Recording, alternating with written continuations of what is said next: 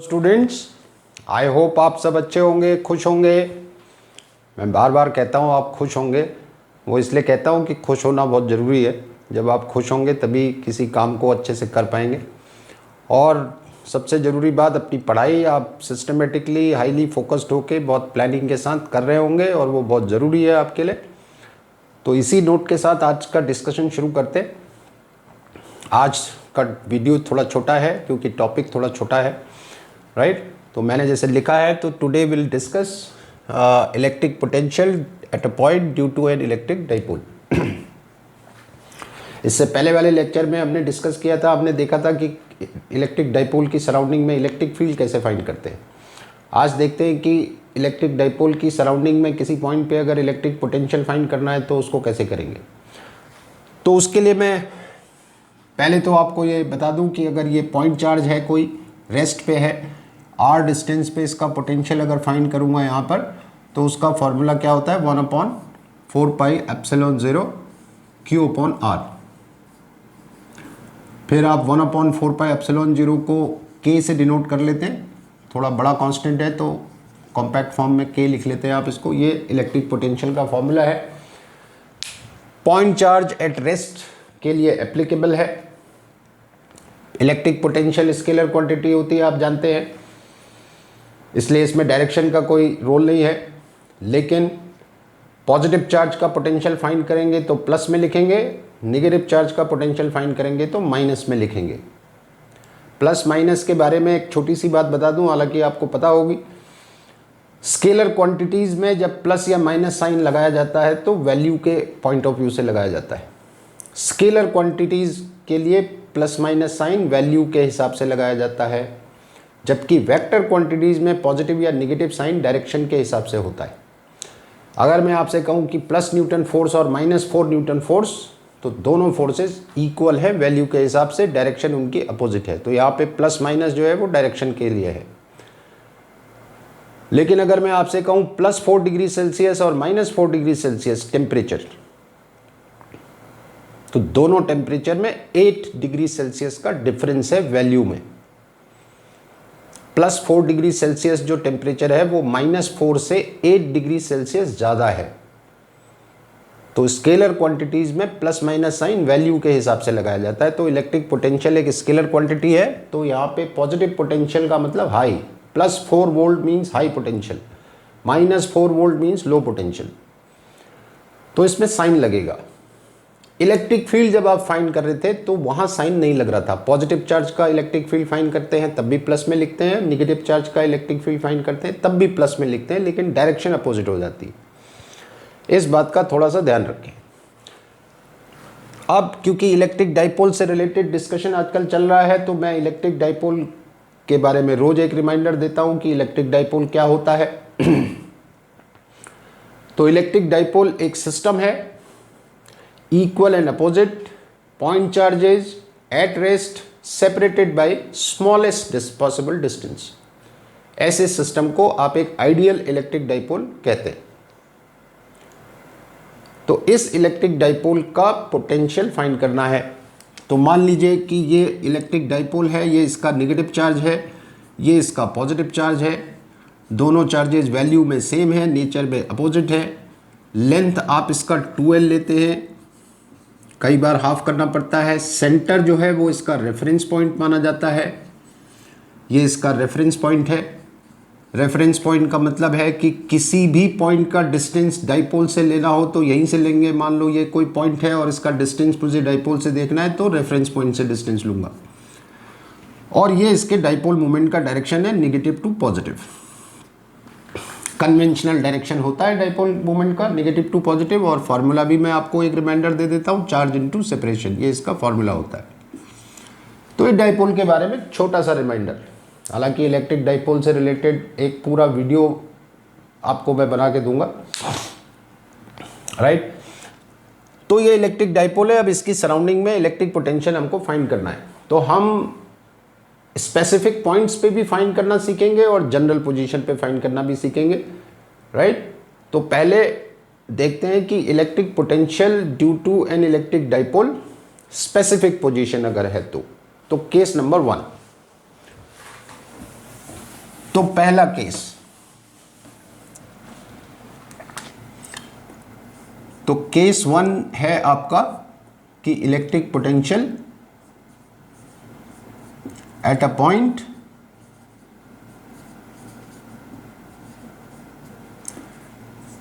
On but perpendicular bisector, आप ऐसे कह लो, ऑन इक्वेटोरियल लाइन, आप ऐसे कह लो,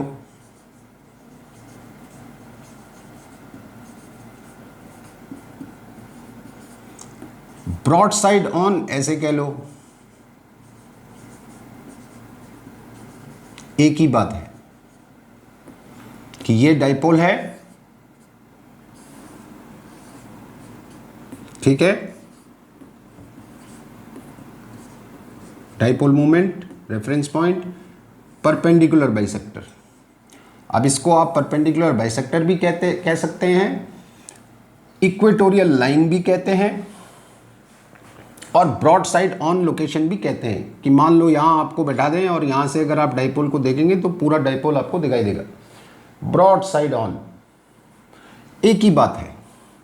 तो इस लाइन पे कहीं अगर हमें फाइंड करना है पोटेंशियल डाइपोल की वजह से, का मतलब इन दोनों चार्जेस की वजह से, फॉर्मूला आपको मालूम है, अभी मैंने बताया था, पॉइंट चार्ज के पोटेंशियल का फॉर्मूला KQ/R।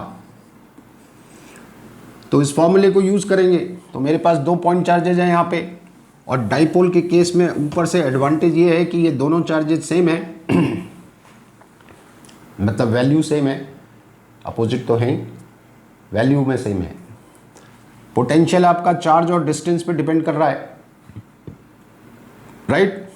अब डाइपोल की जो हाफ लेंथ है वो कितनी होती है, L, सेकेंड हाफ लेंथ भी L, और इस पॉइंट का यहाँ से डिस्टेंस जो रेफरेंस पॉइंट है, इस रेफरेंस पॉइंट से यहाँ तक का डिस्टेंस अगर R ले लूँ तो ये वाला डिस्टेंस और ये वाला डिस्टेंस दोनों सेम आएंगे। कितने आएंगे, ये वाला डिस्टेंस आएगा R² + L², और ये वाला डिस्टेंस भी आएगा R² + L²। अब फॉर्मूला लगा देते हैं। पॉजिटिव चार्ज का पोटेंशियल फाइंड करूं, इस फॉर्मूले के हिसाब से क्या आएगा, KQ/डिस्टेंस। तो डिस्टेंस कितना है, इतना। नेगेटिव चार्ज का पोटेंशियल फाइंड करूं, कितना आएगा, KQ/डिस्टेंस। कितना डिस्टेंस, फिर उतना ही डिस्टेंस। लेकिन जैसे मैंने कहा कि नेगेटिव चार्ज का पोटेंशियल माइनस में आएगा, पॉजिटिव चार्ज का पोटेंशियल पॉजिटिव, नेगेटिव चार्ज का पोटेंशियल नेगेटिव। तो जो नेट पोटेंशियल जब आप फाइंड करेंगे तो डेफिनेटली आप दोनों को ऐड करेंगे, तो जब ऐड करेंगे तो 0 आएगा। यानी परपेंडिकुलर बाइसेक्टर के किसी भी पॉइंट पे, इस इक्वेटोरियल लाइन पे कहीं भी आप पोटेंशियल फाइंड कर लीजिए, 0 आएगा। ये हो गया केस नंबर 1। अब केस नंबर 2 कि eight a point on axis. Second case, eight a point on the axis of the dipole।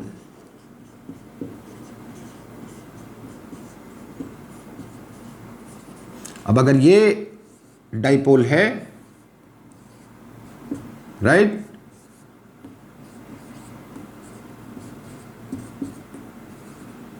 Reference point, dipole moment, ये तो एक्सिस क्या होती है डाइपोल की, line joining the two charges, that is what you call axis.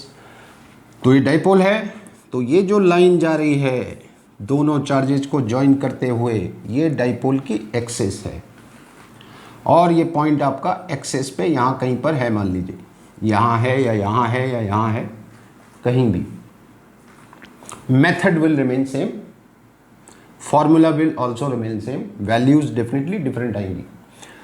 तो इस reference point से इस पॉइंट का डिस्टेंस मान लीजिए R है, मैंने इसीलिए शुरू में कहा था, इसीलिए इसको रेफरेंस पॉइंट कहते हैं। किसी भी पॉइंट का डिस्टेंस लेना है डाइपोल से तो यहाँ से लेंगे, that's why this is called reference point. तो ये डिस्टेंस R है, डाइपोल की लेंथ आधी फिर से L, और दूसरी वाली हाफ जो है वो भी L।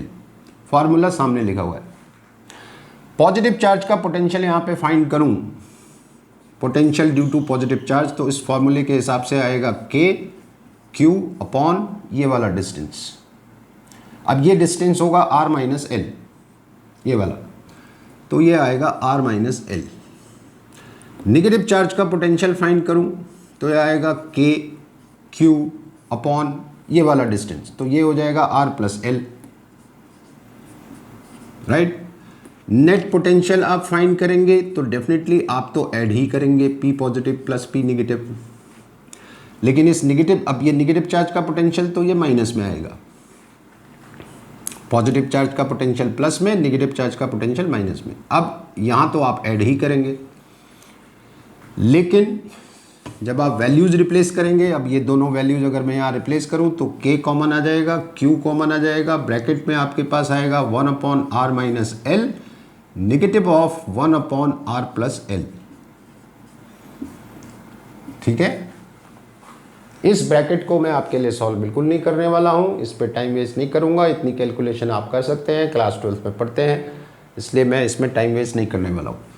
तो जो नेट पोटेंशियल यहाँ पर आएगा आपका वो आएगा k इंटू क्यू, और जब आप इस ब्रैकेट को सॉल्व करेंगे तो ऊपर न्यूमरेटर में आपको मिलेगा 2l और डिनोमिनेटर में आपको मिलेगा R square minus L square.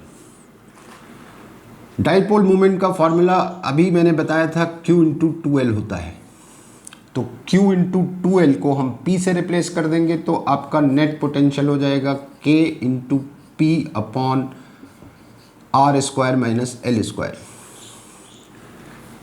फिर आपको ये भी मालूम है कि जो नेचुरल डाइपोल हैं, वाटर मॉलिक्यूल है, अमोनिया है, और ऐसे बहुत सारे नेचुरल डाइपोल्स जो हैं, राइट। देखो डाइपोल की बात हम कर रहे हैं और हम कह रहे हैं वाटर मॉलिक्यूल एक डाइपोल है और हमारी 70% बॉडी वाटर से बनी है, तो डाइपोल से तो भरे हुए हैं हम, तो डाइपोल पढ़ना तो बहुत ज़रूरी है वैसे भी हमारे लिए, राइट। तो डाइपोल बहुत छोटा होता है, तो अगर मैं अप्रॉक्सीमेशन में बात करूं कि small L is very very less than R, कि डाइपोल की जो लेंथ है वो इस डिस्टेंस के कंपैरिजन में अगर बहुत स्मॉल है, तो इस फॉर्मूले में एल स्क्वायर को मैं इग्नोर कर सकता हूं। तो अगर इसको इग्नोर कर दूं तो फाइनली मेरे पास जो नेट पोटेंशियल एक्सियल पोजीशन पे आएगा वो के पी अपॉन आर स्क्वायर आएगा। और बार बार जो मैं बोल रहा हूँ स्केलर क्वांटिटी है, तो nothing to bother about the direction, direction से कोई लेना देना नहीं है।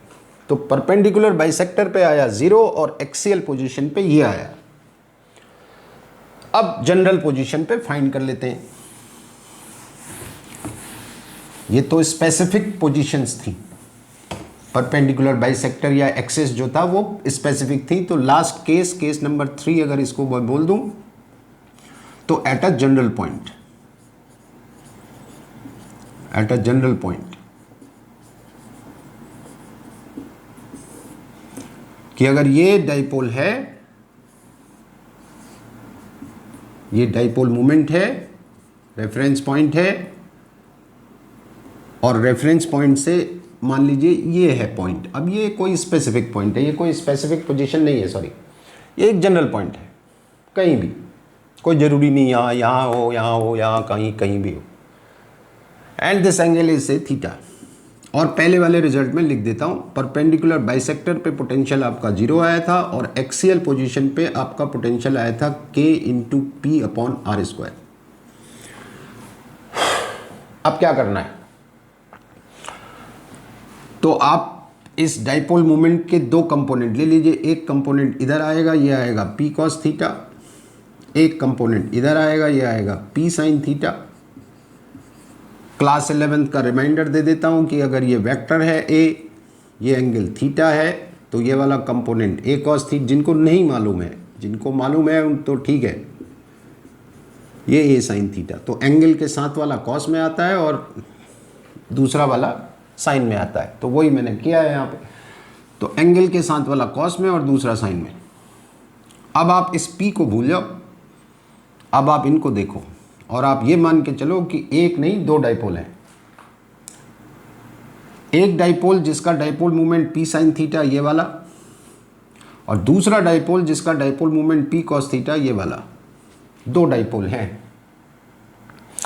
इस डाइपोल के हिसाब से इस पॉइंट की लोकेशन अगर देखूं तो परपेंडिकुलर बाइसेक्टर वाली सिचुएशन बन रही है। ये डाइपोल है और ये इसका परपेंडिकुलर बाइसेक्टर। परपेंडिकुलर बाइसेक्टर पे डाइपोल का पोटेंशियल 0 आता है, तो इसकी वजह से अगर यहाँ पे पोटेंशियल फाइंड करूँ तो परपेंडिकुलर बाइसेक्टर वाली में आएगा कितना, 0। लेकिन ये वाले डाइपोल के लिए ये एक्सियल पोजीशन है और एक्सिस पे इतना आता है, तो डेफिनेटली ये वाला रिजल्ट यूज़ करूँगा। तो एक्सियल पोजीशन के हिसाब से आपका पोटेंशियल आएगा के और पी की जगह आएगा पी कॉस थीटा, क्योंकि इस डाइपोल का dipole moment P cos theta है। तो पी की जगह पी कॉस थीटा आ जाएगा। तो ये पी कॉस थीटा आ गया अपॉन आर स्क्वायर। तो डेफिनेटली आप नेट पोटेंशियल निकालेंगे तो आप दोनों को ऐड करेंगे, और जब ऐड करेंगे तो ये तो ज़ीरो है, तो ये ही आ जाएगा आपका net potential K into P cos theta upon R square. ये आपका नेट पोटेंशियल आ गया जनरल पोजीशन पे। और इस रिजल्ट से आप बाकी के पहले वाले दो रिजल्ट फाइंड कर सकते हैं। अगर ये पॉइंट परपेंडिकुलर बाइसेक्टर पे होता यहाँ कहीं, तो थीटा की वैल्यू होती 90, कॉस 90 हो जाता 0, तो पोटेंशियल कितना आता 0। अगर ये पॉइंट एक्सेस पे कहीं होता तो थीटा की वैल्यू कितनी होती 0। ये एक्सेस है, तो एक्सेस पे पॉइंट होता तो थीटा इधर को जाएंगे, थीटा बढ़ेगा, इधर को आएंगे थीटा कम होगा। तो एक्सेस पे पॉइंट है तो थीटा की वैल्यू 0, कॉस 0 की वैल्यू 1 होती है, तो पी अपॉन आर स्क्वायर ये वाला रिजल्ट आ जाएगा। तो न्यूमेरिकल्स के हिसाब से देखें तो ये रिजल्ट आपके लिए ज़्यादा बेनिफिशियल है। ज़्यादा इसलिए कि आप कहीं भी अप्लाई कर सकते हैं, सारे रिजल्ट याद करना ज़रूरी नहीं है आपके लिए, लेकिन डेरिवेशन के पॉइंट ऑफ व्यू से आपको करना पड़ेगा तीनों, राइट। तो ये इलेक्ट्रिक पोटेंशियल फाइंड इस तरह से करते हैं इलेक्ट्रिक डाइपोल की सराउंडिंग में। नेक्स्ट वीडियो में मैं आपको बताऊंगा कि इस ही रिजल्ट को यूज करके हम इलेक्ट्रिक डाइपोल की सराउंडिंग में इलेक्ट्रिक फील्ड भी फाइंड कर सकते हैं। मैंने आपको इलेक्ट्रिक फील्ड फाइंड करने का एक मेथड बताया है पूरा, मेरा पिछला वीडियो है, जिन्होंने नहीं देखा है प्लेलिस्ट में जाके देख सकते हैं, वहाँ अवेलेबल है। तो ये जो basic method electric field find करने का होता था परपेंडिकुलर बाइसेक्टर पे, एक्सेस पे, जनरल पोजीशन पे, वो मैंने बताया था, उससे भी कर सकते हैं।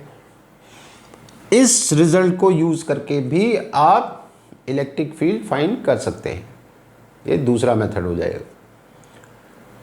तो आज का डिस्कशन इतना ही है। तो आई होप आपको ये वीडियोस कहीं हेल्प कर पा रहे होंगे।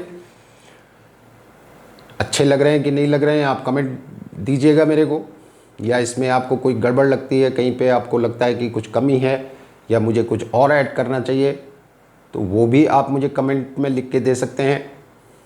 तो मैं डेफिनेटली आई विल इम्प्रूव